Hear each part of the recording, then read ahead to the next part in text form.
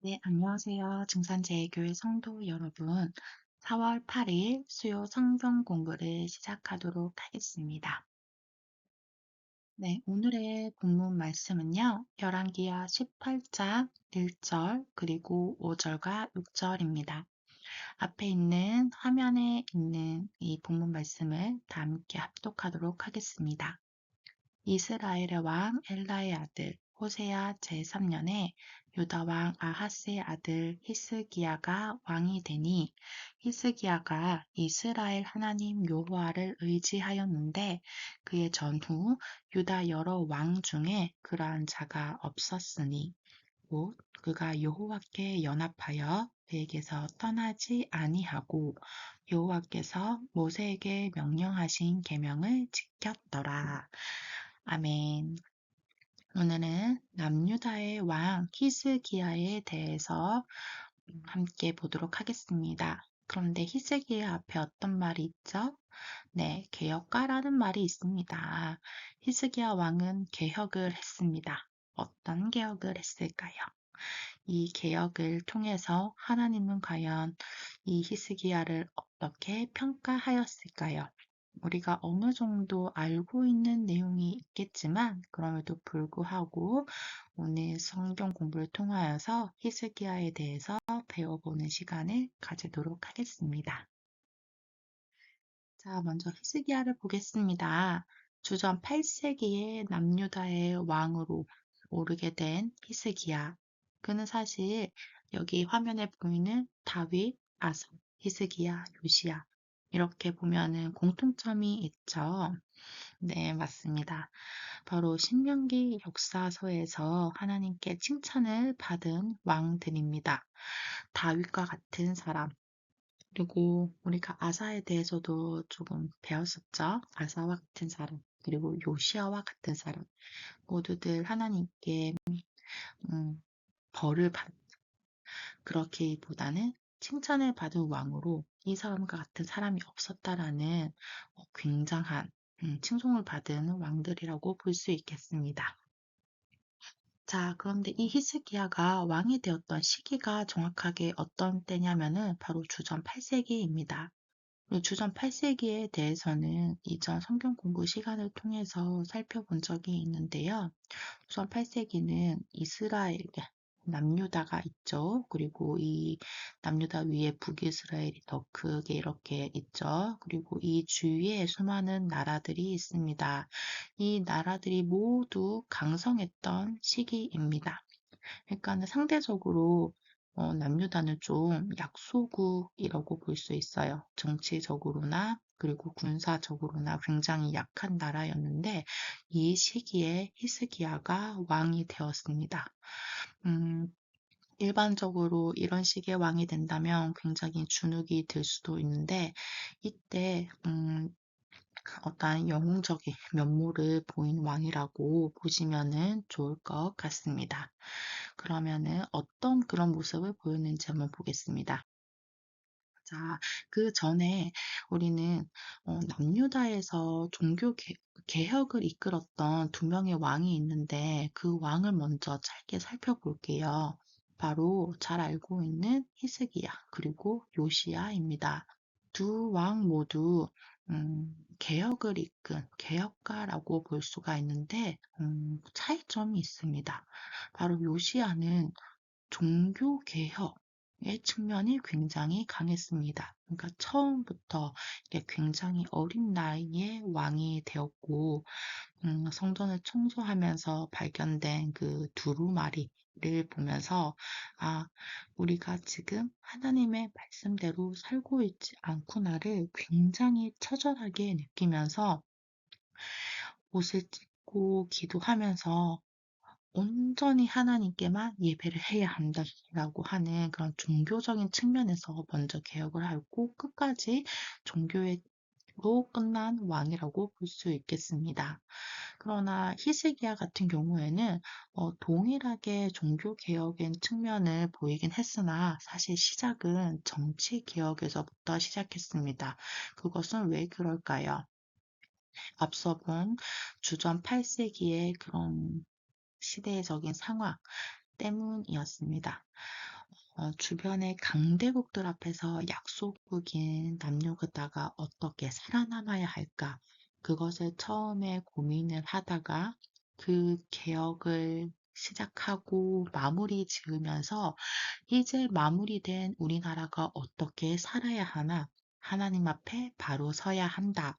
라고 하면서 종교개혁을 이끌었습니다. 결국 두 왕 모두 조금 다르게 시작을 하였지만 결국에는 종교개혁을 이끌었다. 그리고 남유다에서 종교개혁을 한다는 것은 지방 곳에 있었던 산당을 제거하는 것, 그걸 통하여서 결국에는 오직 예루살렘, 하나님께서 선택하신 곳에서만 예배해야 한다라는 그 말씀을 성취하는 것이라고 볼 수 있겠습니다. 자, 히스기야의 그런 개혁가적인 측면을 한번 보겠습니다. 정치 개혁가인 히스기야입니다. 여기 지금 약간의 오타가 있는데요. 아시리아. 1번은 아시리아의 세력에 대항해서 반아시리아 동맹을 결성하였다는 점입니다. 어, 북이스라엘도 굉장히 강했었지만 그 옆에 있는 아시리아는 정말 정말 강했던 곳이에요. 실제로 아시리아에 의해서 북이스라엘이 멸망을 하지 않았습니까? 그렇게 강했던 그 아시리아 세력을 보면서 히스기야가 가장 먼저 한 것은 주변의 약소국들과 이제 연합한 부분입니다. 이것이 결국에는 반아시리아 동맹을 결성했다는 것을 말합니다. 왜냐하면은 아시리아 같은 경우에는 조공도 많이 바치게 했고 아시리아의 그런 신을 섬기게 했거든요. 그러니까 그런 부분에 대해서 굉장히 철저히 배제해야 된다고 생각했던 것 같아요. 물론 이런 부분이 나중에는 정치적인 부분, 종교적인 부분이 이렇게 연결이 되면서 좀 다른 결과를 가져오기도 했지만요. 어쨌거나 이런 정치적인 시도를 하였다는 점, 그리고 수로 건설을 하고 성벽을 건설했습니다. 전쟁을 대비했다고 볼 수 있을 것 같아요. 특히 수로 같은 경우에는 전쟁이 일어나서 이제 성벽을 다 막게 되면은 마실 물이 없을 것을 대비해서 기온 샘에서부터 실로암 연못까지 이렇게 샘을 잇는 작업을 크게 하였습니다. 이어서 46개의 성읍을 요새하였던 점, 정규군과 비정규군을 운영하면서 철저하게 전쟁에 대비한 왕이라고 볼 수 있겠습니다. 이런 것들 통해서 가장 좀 전국이 혼란스러웠던 시기라고 보는 주전 8세기의 왕이 되어서 굉장히 정치적인 역량을 높였다, 강화했다라고 볼 수 있을 것 같습니다. 그리고 이러한 결정들은 결국에는 하나님께로 우리가 모두 바로 서야 한다라는 신앙적인 측면으로 이어지게 되었던 점이 고무스러운데요. 이를 통하여서 신명기 역사서가 히스기야를 어떻게 바라보는지 한번 보겠습니다. 가장 중요하죠. 결국에는 구약 성서에서 참 하나님 앞에 바로 섰다라고 하는 인물이 한 명 있다면 다윗인데 그의 조상 다윗과 같이 정직하게 행동하였다. 라고 평가를 받고 있습니다. 여기 굉장히 중요하죠. 이번 3번 산당을 제거한 것. 원래 지방에 있던 상당을 제거한다는 것은 지방에서 이제 지방 산당에서 같이 일을 하던 수많은 제사장들 있잖아요. 그 사람들을 배척하는 일들이 되기 때문에 다른 왕들이 쉽게 하지 못했어요. 하지만 정치 개혁을 하는 동시에 히스기야는 이런 산당들을 제거함으로써 그곳에서 여전히 숭배되고 있던 가나안의 신 바알과 아세라들을 섬기지 못하게 결국에는 정치가 종교를 바꾸게 되는 일을 시작하게 되었습니다. 결론적으로 히스기야는 그의 조상 다윗과 같이 함께 행하면서 여호와께서 함께 하신 바 왕이라고 볼 수 있을 것 같아요. 이런 히스기야의 모습들은 사실 열왕기 하뿐만 아니라 이사야서를 통해서도 우리가 함께 살펴볼 수 있을 것 같습니다. 자, 오늘 우리 이렇게 히스기야 왕에 대해서 짧게 살펴보았는데요. 그 시작이 어떠하였던지 하나님께로 결국에는 하나님께로 돌아가는 것을 가장 근본이라고 여겼던 히스기야를 생각하면서 우리 역시 어디로 돌아가야 하는지를 한번 고민해보는 성도들이 되기를 바랍니다. 그러면 우리 다 함께 주기도문으로 오늘 수요 성경 공부를 마치도록 하겠습니다.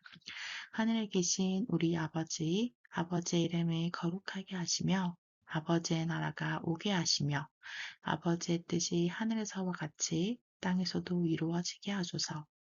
오늘 우리에게 일용할 양식을 주시고 우리가 우리에게 잘못한 사람을 용서하여 준 것 같이 우리 죄를 용서하여 주시고 우리를 시험에 빠지지 않게 하시고 악에서 구하소서. 나라와 권능과 영광이 영원히 아버지의 것입니다. 아멘.